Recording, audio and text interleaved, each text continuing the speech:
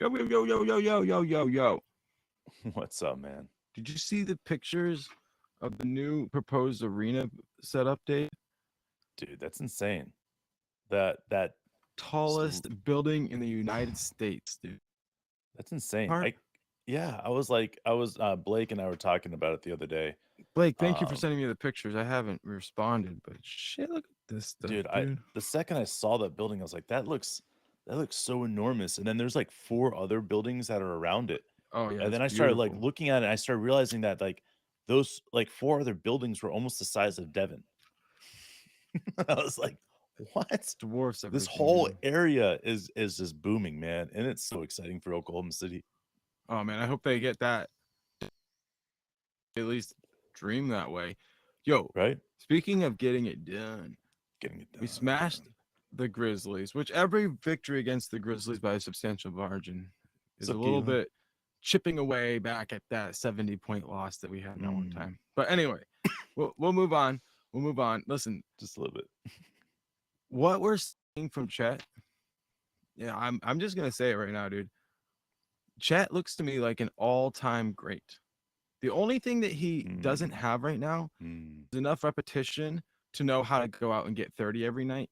But if you look at those blocks, dude, if you look, I mean, he had 7 of them in 3 quarters. My God. And dude, they were spectacular. And like Baca's record for the most blocks in a 2 game Okay, span in I Thunder got history. I got a question for that. Michael Cage said that, but then I did the Michael Cage math on that. By the way, Mm-hmm. 7 plus 9 is 16, and yet Serge Ibaka holds the record with 15. Okay. So you're Ah, Michael Cage, you messed us up, man. okay. So you're saying he got the record. I Plus, think you during the got the game, record. he's knocking down threes, right? He's dunking on people. People are throwing lobs. Like you just looked at the study, the highlights, you'd be like, well, this is one of the best players in the league. Like, and you're like, oh, well, his stats aren't like, whoa, eye popping other than the blocks. But it's like, what? How long does it take for a superstar to get to the point where he's averaging 30? Like players don't 30 right away. None of them do. So what is it going to take for him? 4 years? 4 years of him just being consistent. Like this guy, Chet is special. Oh, and Ah, by the way, you're Shea put wrong. up 30. You're wrong. You're wrong. 4 years now, bro. Okay, tell me how long? I'm sorry, man. All right, what's gonna happen? Let me tell you what's gonna happen. Chet is gonna be an all star this year. After he's an all star this year, he's gonna be second All He's a NBA fucking superstar. team this year. All right, Fucking second All superstar. NBA. He might get stuffed down in the third All NBA team just because he's a rookie, but he will And those be the in the point All average NBA won't team. be as high as what people want. That Right, and then his second year, he's going to come back and he's going to be immediately an all star starter. He's going to 22, be a 24. first team All American, first team All defense. I'm sorry. And this year he will be in first team All defensive team as well. Next year Mm, he'll be the defensive player of the year. He will have all these mm, other things that he's coming in. This is what we've been saying about Chet, man. When people were saying that Chet was going to be this type of player, or whatever, and we would th- sit there and laugh at them because we knew Chet was going to be a way better idea of what he was going to be. I knew that he was yeah, going to and be putting up this is what insane block numbers. you were saying that it wasn't fair for Wemby that people were comparing Chet to Wemby Yeah, because Chet it's was not. so much more for the NBA, and Wemby just needs some more time, and that's fine. Like he's got supreme talent. He does things that nobody else can do, but the where Chet is at right now, like nobody in the league, no center in the league should be forced to be compared to him because he's Yeah, one of one. yeah, dude. I mean, it's the big dick energy, bro. And I think that that's something that you cannot deny at this point is that what you're seeing right now with Chet is it's truly spectacular. But I want to take this one step further. Can we please do that? Do you mind me doing that? Oh, I always like it when you do that. All right. So I've been looking at great duos, and I had a couple duos on that was pulled up here. Like when I say duos, I'm going straight defensive duos. We'll talk about the offensive in a second, but defensive duos in the NBA, right? In my opinion, the pinnacle of defensive duos has to start with the Los Angeles Clippers, Paul George and Kawhi Leonard, right? I think that that would be one of the best duos in the league, if not the best. Let's just put it out there. I think it's the best because if you're going to Fine, say, they're good, but I don't love it because they're both wing defenders. So kind okay, of all like right, so then we can go with our Rudy Gobert and Jaden McDaniels, who both of those guys I feel like are really good defenders. Then you jump down one more in the East, you Giannis and Brooke Lopez, right? hmm, So those are some of the better defensive duos in the league. And I know that you guys will have some great defensive duos But that I are out think there that that, there's something lacking with those. I mean, like but seriously. but if you take the straight up best duo in the league, you got to start right now with one of the lead blocking, centers, one of the lead blockers in the league right now, which is Chet. I think he's top 3 or top 4, whatever he is. Then Shea's the best. I mean, he's leading the league in steals by, I think he only's got like 2.9 a game right now or something like that. So, and That's he's all. leading the league by almost a single steal a game. So think about Right. that, guys. So there's not even a close second place to that. I think I was looking at. I think Shea has more steals than he does turnovers. So I think he has like something crazy, like something 60 something steals and 27 turnovers. So Wow. his turnover ratio compared to steals is insane right now. So then you start looking at that, and then you start saying, okay, is Chet and Shea the best defensive duo in the league? For sure. A- And you cannot deny that these two guys are the best duo in the league in defense. I think anybody at this point that would say, well, and then they start thinking about it. Any bright mind in the NBA will say, well, I don't, well, and they start thinking about it, and they're like, you're right. You're right. This is the best defensive duo in the league because you're saying the best defensive guard in the league right now is Shea, and he's proving that right now. And then the best defensive big man right now in the league, in my opinion, is Chet. And people are starting to recognize that. Yes, I'm a little bit biased on that part, but I don't give a shit right now because Chet is so spectacular. The things that he's doing, the blocks that he's getting from, where he's jumping from, it's just insane, man. Like it's things that we haven't seen in a generation of players. I mean, we're talking like Kevin Garnett type shit. And it's like, what? Yeah, and it's not hard to really. I think we're going to be about the same level of team, like 500 team. Yeah. So how much does Chet help us? How much are we above 500? I think that's a fair assessment of this Yeah. season right now. I agree, I man. mean, it's gonna keep going, but this guy is a game changer, and we're finding ourselves in a spot where we win games, and our starters can rest the whole fourth, and that's great because you know what? We're about to hit a I know. That's gonna be really hard, tough. bro. But yo, these games are good for us right now because we're like learning to put it away. And that bench unit, Dave, they Yeah. they made sure that we played all 48. I was really proud of what they did Mm. because the Jazz, they embarrassed our bench and they almost Oh made us yeah. feel like we had to put the starters back in. It They happens did. sometimes though, bro. It does happen, but the bench decided that they were going to take some pride on defense. Yeah. And we're 15 deep in that at the end there. Like Mitchich Yeah. was making plays. Um, Trey Mann was making plays. Yeah. Sar was making plays. I really was proud of that group. But going back to how we put them away, because look, at first, half, it was kind of back and forth. We Hmm. couldn't really create any separation until the last couple of minutes. That was sweet, Yeah. and then the third quarter it was over. And that's how we want to play games, bro.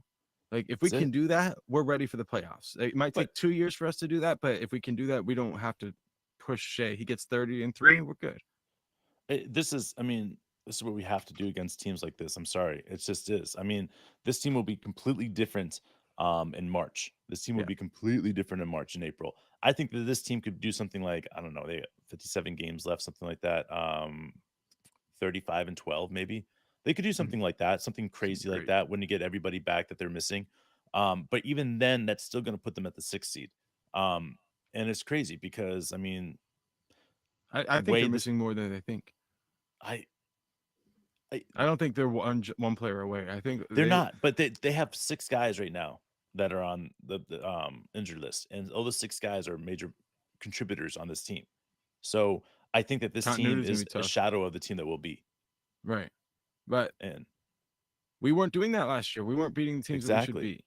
And And yeah, this third string team, like let's say it was Mishich, Trey Mann, Olivia Sarr, Usman Jang, like that team right there, like they gave up a lot of points at the end of the game. Now, that's not a diss on them, but they gave up a lot of points, and otherwise this would have been a 30-point blowout. it would have been, should have been, but And it doesn't matter. it doesn't Like, matter because these guys were able to get to that bench right there, and Shea, like you said, 30 points. talk to me I don't about know. Giddy, because I mean, I thought he played a really good game. Let's It's a talk. double double. I mean, it was double double in rebounds. That's controlling what you can control. You know? I You're right. And if you looked at some of the times that he was um the people that were guarding him, smaller guys, um, like he was able to use his size and to that advantage. And the reality of the situation is that everybody's eyes were on Chet and Jalen and Shea and sort of Dort. I mean, Dort was shooting well last night, so Yeah, they're Dort was constantly knocking them down. looking at him. So Josh Giddey got left in the afterthought a lot of what was happening. And I've said this before. I truly think that when we play at home, Josh will get more playing time, and that's just more to protect Josh and make sure that Josh is being taken care of. Last night, 24 minutes and Yeah. 6 for 12 from field goal, and that was exactly what he needed to do. He had 12 rebounds, man, 4 assists, 1 steal, and he was just everywhere. He got a couple deflections, and I felt like what Josh is doing is exactly what we need for this team. And I get it. Some people are going to continue to talk shit on him and add him to every single trade, but we all know deep down inside that there's something special with Josh, and we just got to hold on tight and keep on going and see what he can Yeah. bring us. He didn't knock down a three that I remember. And they left him completely alone. So he's getting that Dort treatment. He's going to have to work his way through that. But when the NBA teams decide that's how they're going to challenge you on the 3-point line, it actually becomes just target practice. And he'll figure it out. It's about taking your time, stepping into it. I see what he does. He'll keep working at it. And when he starts knocking him down, they'll start closing out. And when he does, he'll be able to drive past them. That's it, His whole game will keep getting better. But man. he kept finishing at the basket. But what you got? Before we get out and talk, or not get out of here, but before we stop talking about the Grizzly game here, I want to say I'm kind of disappointed, man. When we talked about the beginning of the year, and you said without Ja Morant, what do you think this team will go? Do you remember what I said? I No. said 5-20, and you laughed.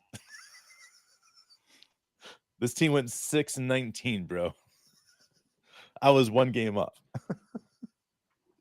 Damn.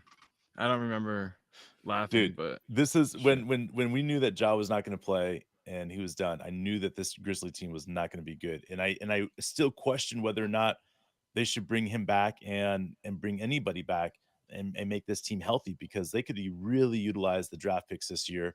And the draft is really strong, and they could get another guy around Ja to have a 1-2 punch that would be a pretty sick combo of a 7-2 guy.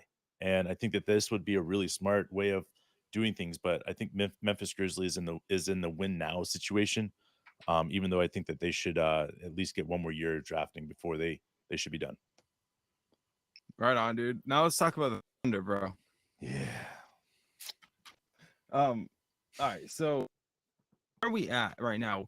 Obviously, we started out talking about Chet and Shea defensive.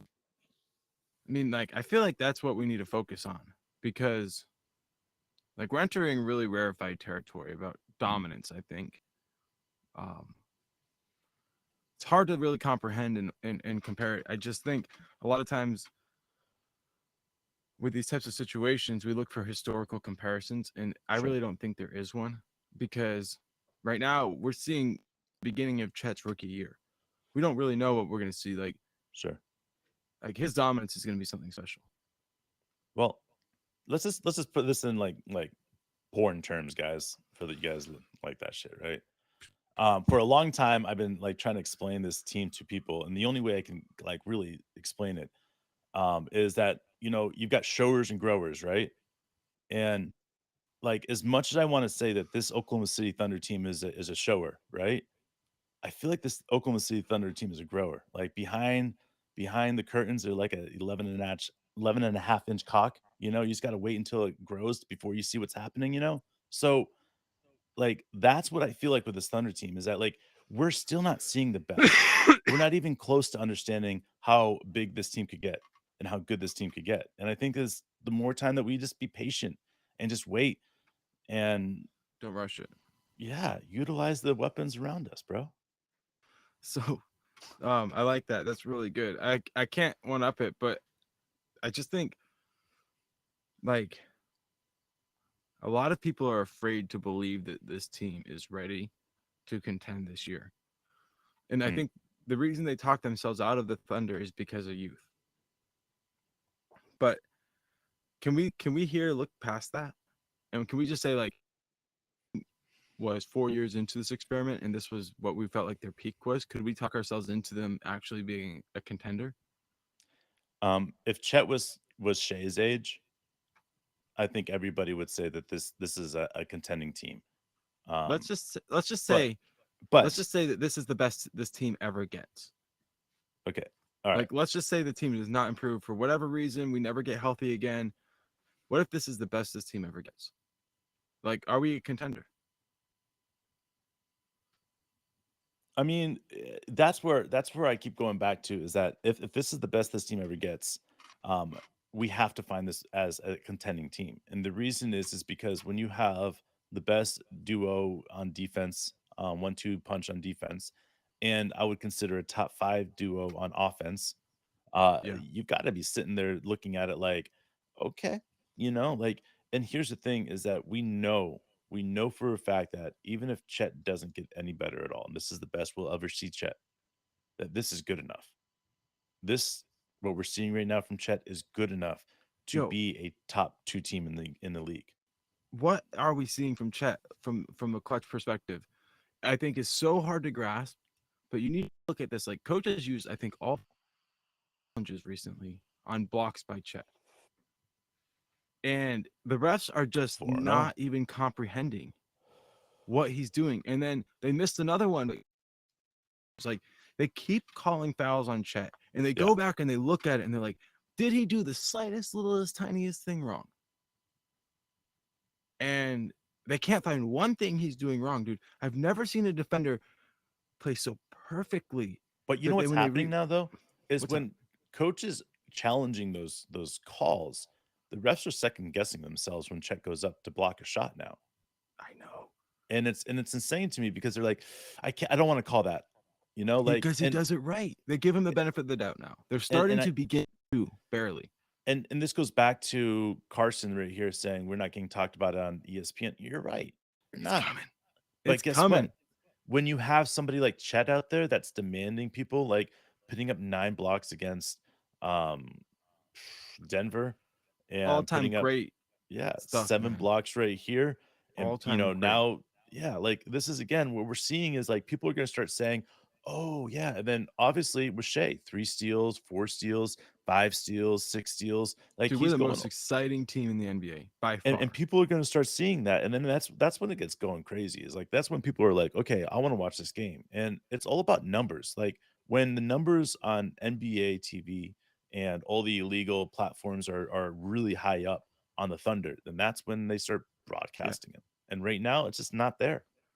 But it's coming because when you watch this team play with what Shea does below the rim and what Chet does above the rim, there are more moments. You throw in J Dub and Giddy's passes and another out of bounds bucket for Giddy. Like you find yourself cheering out loud more than out with one team. Like there was peak of Oklahoma City Thunder when we went to the finals, right? That year you found yourself cheering out loud a lot. But Mm. most of the out loud cheering took place in the playoffs. I'm constantly up out of my seat because of things that Chet's doing that I had no idea he could do. So I'm like constantly. He's playing the game perfectly. He knocks down the threes. He defends at a high pace. He gets out. Mm. He gets to his spots and knocks down shots, and he's dunking on everybody. Like if you were to design a player, like you would be like, oh yeah, you could not give him the will that Chet has, the toughness, the refusal Mm-mm. to let he jumps for a block, all right, then he double jumps, and then he gets a block. I'm like, who does that? It's like he Mm-mm. doesn't give up on a play, and he fights, bro. And you got to look at it. You got to look at it. Like I go back to the greats, right? The One of the greats. things that I've constantly gone in my mind is Mark and I used to grow up listening about Pistol Pete Maravich's life, right? And how he would always have a basketball around and shooting it before bed and spinning it on his finger constantly, right? And that's what Mark and I did. We walked around with a basketball constantly. And I look at that, look at Michael Jordan when he was doing interviews with NBA teams. He had a basketball with him. You know, Dirk Nowitzki had a basketball with him, and you know all these other greats that have consistently have always had a basketball in their hands. And then I start looking at all these like photos of Chet. Like, what does he always have in his hand? Always fucking has a basketball in his hand. Like always. If there's a basketball around, Chet has that basketball in his hand. And you start recognizing, you start hearing like coaches say, yeah, he's a gym rat. He'll sit there and wants to learn more and does whatever it takes. And then you start putting it together. Like this is somebody it's not normal. Like this is somebody it's not normal. And as much as we want to say that like Shea is going to be the best player the Oklahoma City Thunder is ever going to have, like people are starting to whisper that maybe it's Chet. Maybe it's Chet because if Chet is able to do the things that he's able to do on defense and offense, it's going to open up Shea's game so much more, and it's going to make anything more possible. And we don't know what the cap is at that point, and that's why we're Right. here He because we're reminds me figuring out that cap so much of Katie in moments, so much. and then so much of Serge Ibaka in moments, and then you start realizing there's never been a player like Chet before. Like, there's never been somebody who can play the game at a level where, like, from perimeter orientated, protect the basket, get downhill, and because you don't want to have a Jeff Green who just shoots threes and doesn't attack. I mean, early career Jeff Green career was excellent, but the point is, like, that was why we traded him. Like for what Chet is, dude. Like the weight that he puts on his shoulder and the way he finds ways to impact every single play. Like, we're talking about a historical all-time great. The question I have for Shea, for Chet, for J-Dub, for Giddy, for Dort, you know, recognize how great they can actually be. I think coach is letting them figure it out because Shea has learned to play with Chet Yeah. the first 20 games. In the next 40 games, that combo of Shea to Chet, Shea to Chet, Shea to Chet, the more that is used, the more, like, the better this team will be. Yeah. Like, I'm telling you right now, dude, in the history, there's nobody else that I'd want to be in a foxhole more with than Holmgren. Ever. I'm just saying it, dude. That guy will get shot and he will get back up and he'll get shot again. And he will get back up. He's like the Terminator out there, dude. People talked about him being soft, about him being weak, like he couldn't take a hit, like he would break. Dude, he is breaking people and they are complaining and they're calling fouls. And it's time they change the fucking game for Chet because he is getting ripped off on blocks. He is getting ripped off on foul calls, and they need to fucking study some fucking film, and they need to realize he's the best fucking defender in the league, and they need to stop him, bro. Dude, Jack Harlow says it the best, baby. I'm vanilla, baby. That's all we need to know about Chet is he's vanilla, baby. That's it. That's it, man. We're special. He's special. We're all in this together, guys. We love you guys. Talk to you guys soon. Guys,